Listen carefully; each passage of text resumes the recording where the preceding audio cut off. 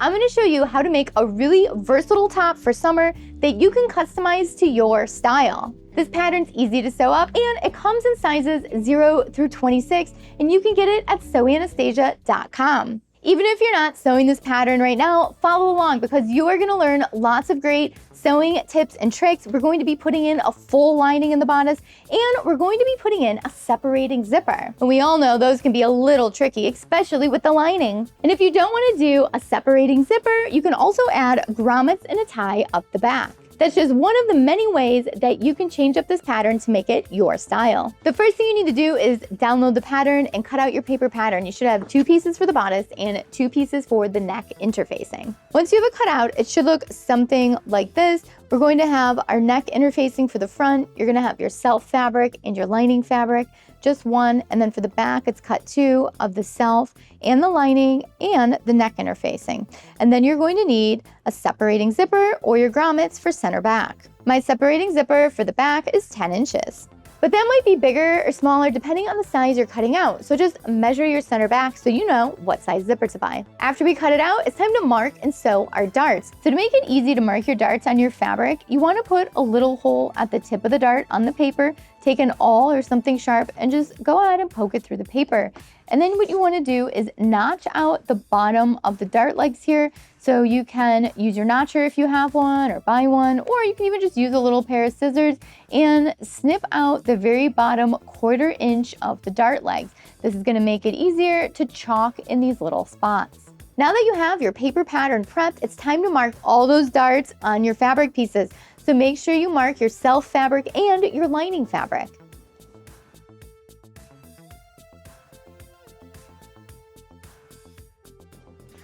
All finished. And don't forget, you always want to mark your darts on the wrong side of the fabric. And when you sew up these darts, you're going to notice that there's only one notch for both of these dart legs right here. And that's because they come together at the bottom, making a nice V shape.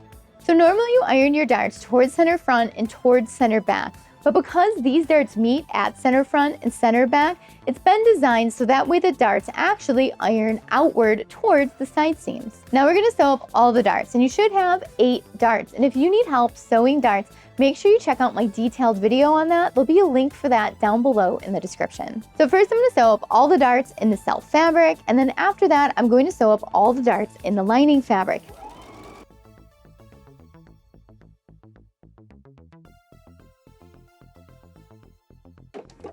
Look at how cool these darts look, creating a V. So flattering.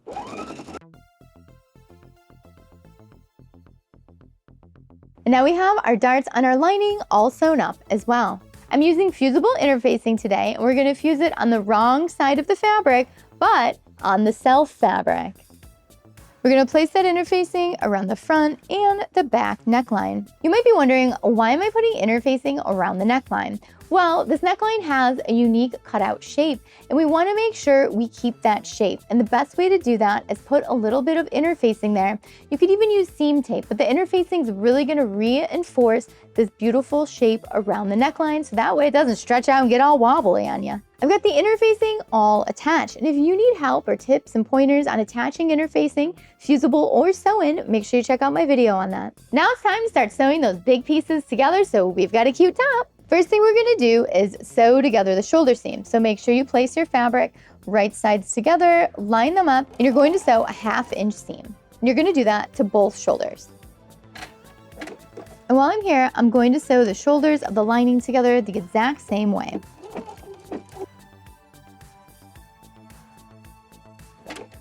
After that, we're going to sew in the zipper at center back. So unzip your separating zipper and flip it right sides together. And when you place this in here, make sure the bottom is a 1/2 inch up because we need seam allowance later to be able to sew our lining together. When your zipper pull gets in the way, just leave your needle in, lift up your foot, and pull up the zipper pull.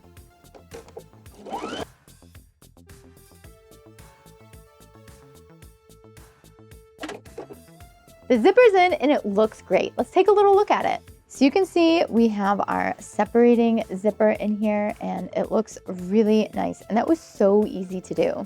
Next, we're going to be attaching the lining to the self fabric. Now I've got lots of little tips and tricks for you to make sure this is simple and turns out great. So follow along and let's sew some lining. You're gonna wanna place your self fabric right side face up, and then we're going to place the lining right side face down on top. So essentially our right sides are together. You're gonna wanna line up your shoulder seams. It's gonna be really important to pin those two together. To make sure everything is nice and lined up, I'm going to pin it together at the shoulders. What you don't want is your lining moving and twisting on you, and a lot of times the lining is thinner, so it's going to stretch out more or move around on you. Now that we have the shoulders pinned, we're also going to pin up the center back zipper, around the neckline, and down the other half of the center back zipper.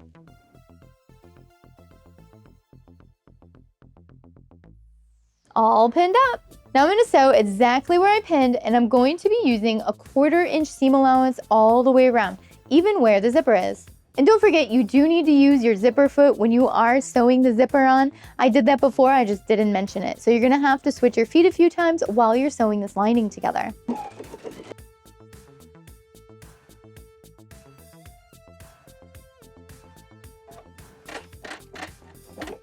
Let's check out what we just sewed up. So what we did was we sewed up the back zipper, around half of the back neckline, around the entire front neckline, around the other half of the back neckline, and then down the zipper on the other side. Now grab your scissors because we need to clip into those points and release the tension around the neckline. So that way when we flip it to the right side to do our edge stitch, it's going to lay beautifully.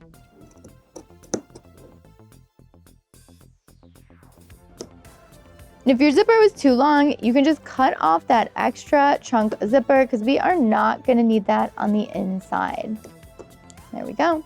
Now we're going to flip our project right side face up, and we are going to stitch on the lining, doing a little understitch on the lining side. So what we're going to do is we're going to do a little edge stitch on the lining. When we do this, we want to make sure that we're catching the seam allowance.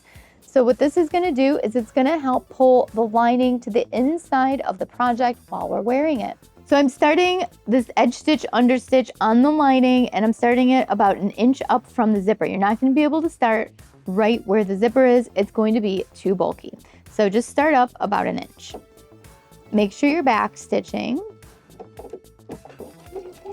And you're stitching 1/8 of an inch away from the seam on the lining. Make sure you keep it nice and flat, and then again, make sure you're stitching on top of the seam allowance here. When you get to your corners, make sure you pivot and turn.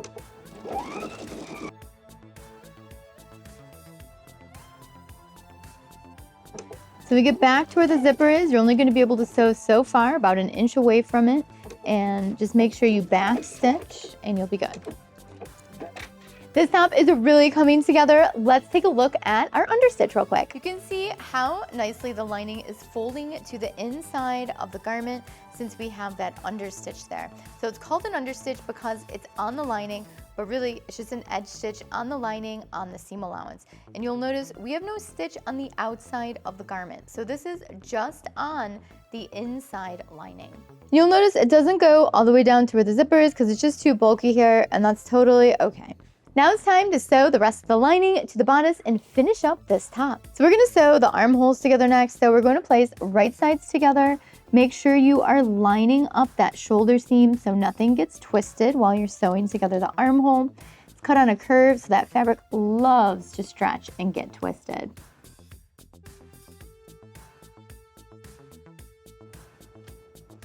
Now that I have it all pinned up, I'm going to sew it together with a 1/4 inch seam. And I'm going to do this to both armholes.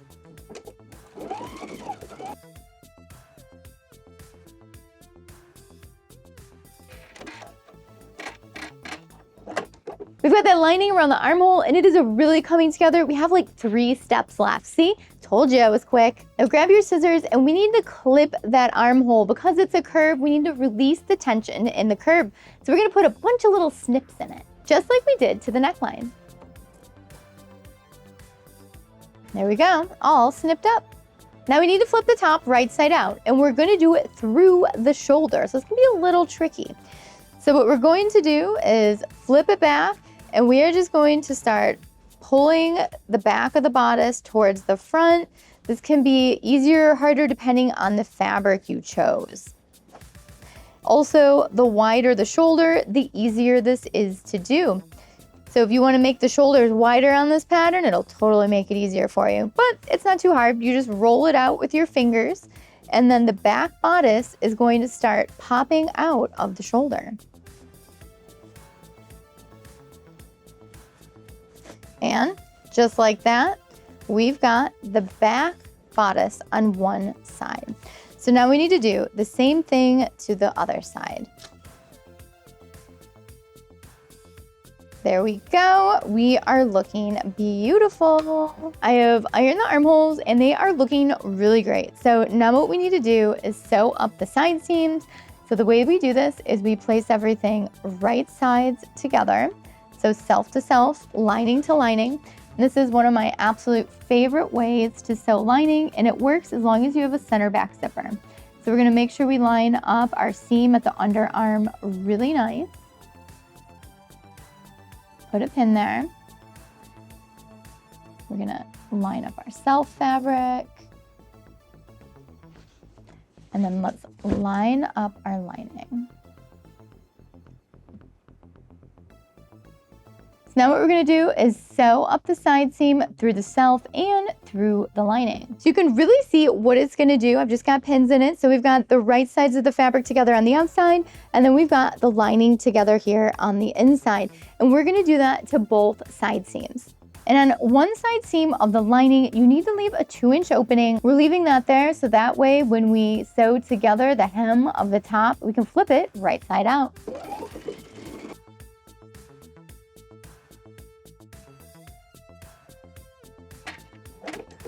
So you can see we have the side seam sewn up on the outside and on the inside. Isn't that an awesome trick for sewing lining? So now I've flipped it inside out, and we're going to place the fabric hem right sides together. We're gonna make sure we line up our darts on the lining and on the self.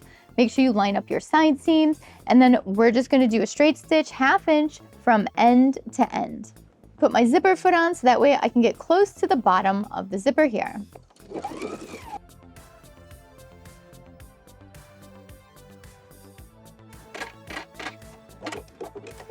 Now we have the top all sewn up at the bottom, and it's time to turn it right side out. So find the little opening that you left and just start pushing it out. It is looking so good. I cannot wait to wear this. We have 2 things left to do. I need to iron the hem, and then we need to slip stitch that little opening that we left here. So grab your hand sewing needle and sew up that little opening. And then we get to try it on and check it out. Here it is. Check out our super cute top. And I just love the neckline on this. And these flattering darts in the front and the separating zipper in the back. This is such a fun top to add to your wardrobe in your sewing pattern collection. Imagine a great ruffled sleeve, a giant bow on the side. You can even gather up some fabric on the waist and turn this pattern into a dress. Your creative possibilities are endless. It's all about what you dream and what you sew. And don't forget, you can download this pattern at Sew Anastasia and sew right along with me. And this skirt, do you remember? I made this skirt a few weeks ago too. You can also download this pattern at Sew Anastasia and sew along with me as well. And right now they're in sizes 0 through 26, so check them out.